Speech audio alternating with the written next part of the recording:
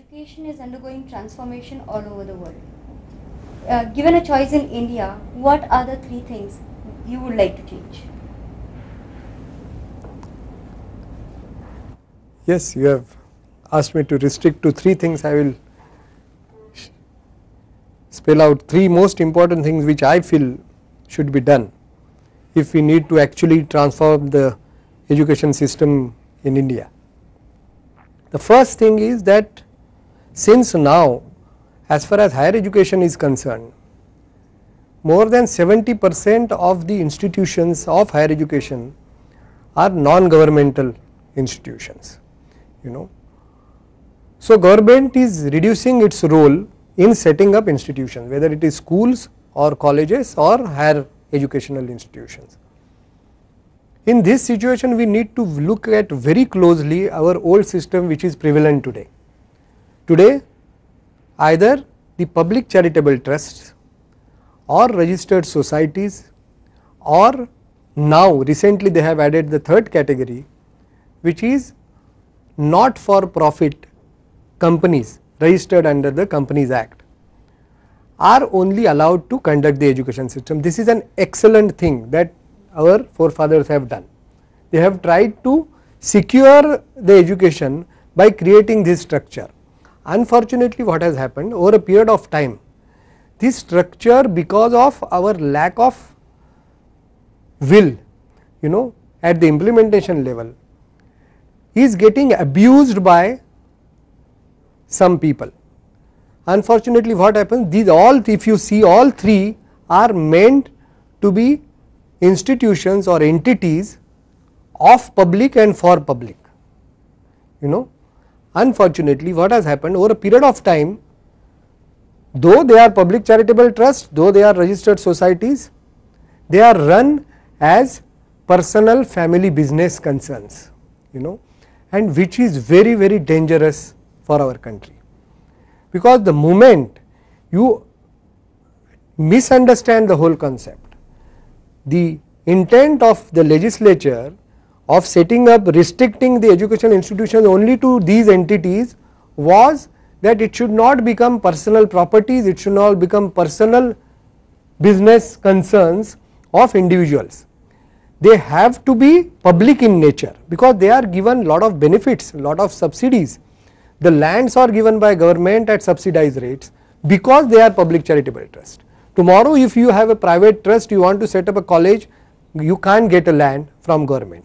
You can't get a permission to start a college. Why? Because you are not public.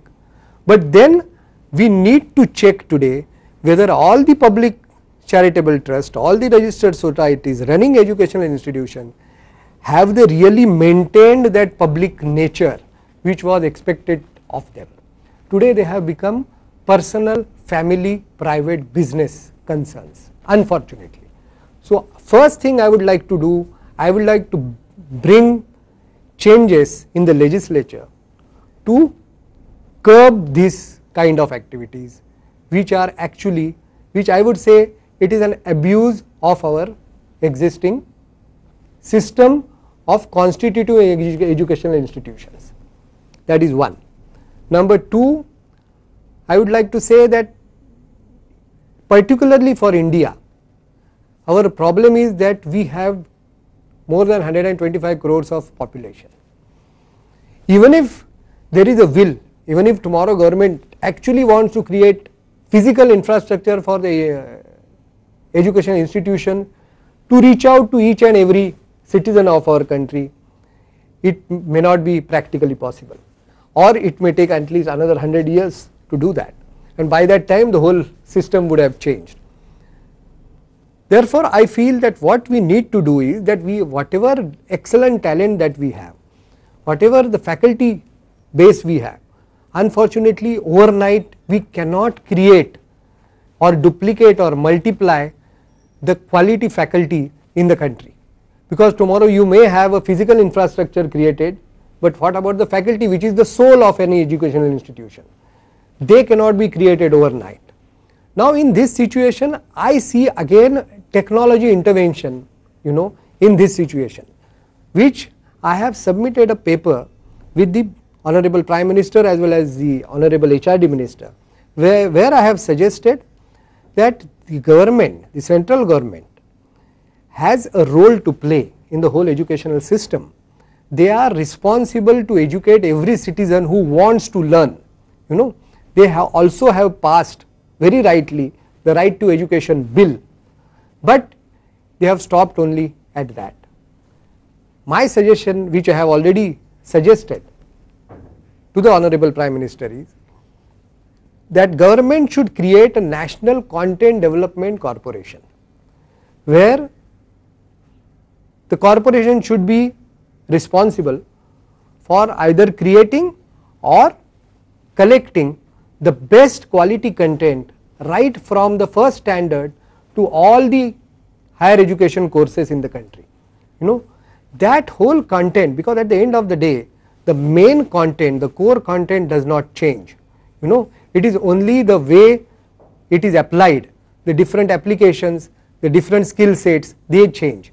So that input has to come from the faculty, but basically that core content has to be standardized and has to be developed by that National Content Development Corporation. That is what my suggestion is, which should be available, which should create the best quality content available in the whole world. You know, as far as talent is concerned, we are second to none. So we must create the best quality content, which should be, in fact tomorrow should be in demand, not only in India but outside India also. That corporation should create that content, and we must set up a national portal through which this content should be made available to anybody and everybody who wants to access this content free of cost. You know, there is not a big deal in doing this for a central government, for a country whose GDP has touched almost 70 lakhs crores last year. You know, it is not a big deal for a country of our size. It only requires that will, and I am sure the government will do something in this regard.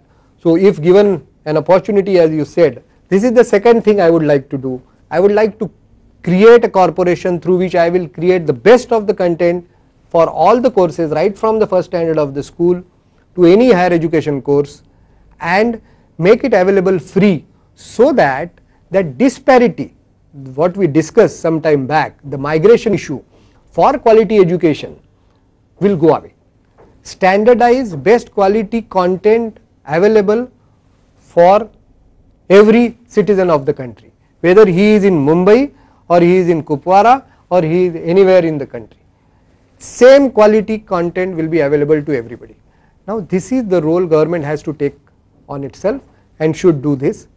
Third thing I would like to change, I would like to do for changing or transforming the education system is creating an excellent infrastructure for research.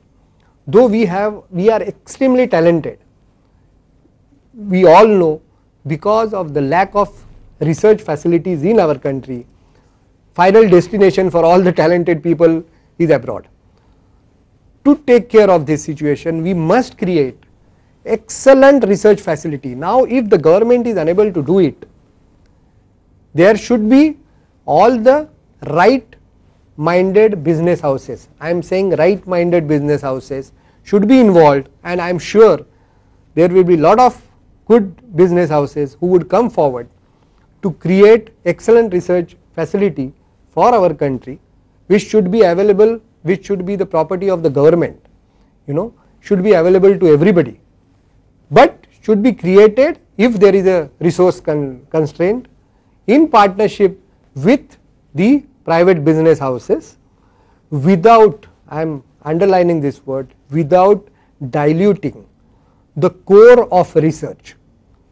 Because in today's world, anywhere we talk about any private participation, immediately thought comes to our mind, are we going to dilute the core by taking a private participation? I am saying without diluting the core of the research, we must try and do this. So these are the three things which I feel I would like to do, because the first thing, as I said, the constitution of education institutions that we have today is most important, because the moment the trustees or the managing committee members of these institutions start feeling that we are owners of this institution, the whole concept, the whole purpose of these public institutions fails.